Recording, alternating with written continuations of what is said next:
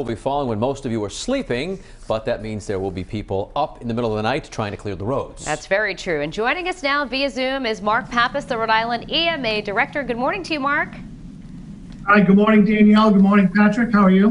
We're doing okay. I'm sure you're very, very busy getting ready for this big storm, our first one really, first big one of the season anyway. So let's talk about the preparations right now, and especially due to COVID-19. We know that in some communities, DPW drivers are out with, COVID-related illnesses. So what's the situation looking like today? Yeah, sure. Good question.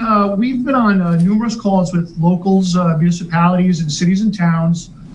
Just on one yesterday afternoon, and it was really good to hear from all of those folks, and they're really ready. Given COVID, they didn't see any issues with them being able to get out and plow the roads and get things cleared up, going into tonight and into tomorrow morning.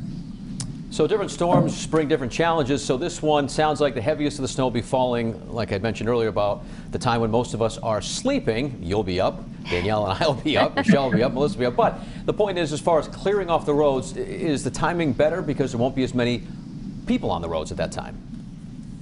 Yeah, it definitely, the timing benefits for sure. The plows will be out and they'll be able to get at it a lot quicker without a lot of traffic on the road. Of course, we're in a pause here in Rhode Island due to COVID, so that'll limit the amount of traffic on the roads. And given the totals that we're looking at and the winds, I anticipate, and I haven't heard yet, but I anticipate that schools will probably be closed, so that'll lessen the amount of traffic on the road, making it a lot easier for locals and state plow folks to get out there and get the job done. And speaking with the state police and DOT yesterday and again today, they're ready. Salt's supplies are up, and they don't anticipate any problems getting it cleaned up.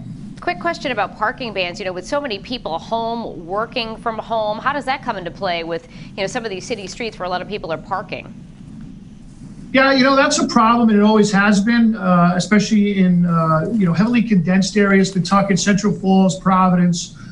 Those bans and parking bans can be problematic, but a lot of times in those cities, they have areas staked out for folks to be able to put their car so they won't get towed and keep the roads clear for the plow drivers to get through.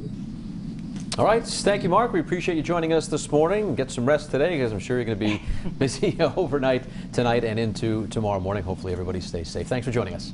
Yeah, thanks for having me on today. I appreciate it. All right, we'll check in with you tomorrow.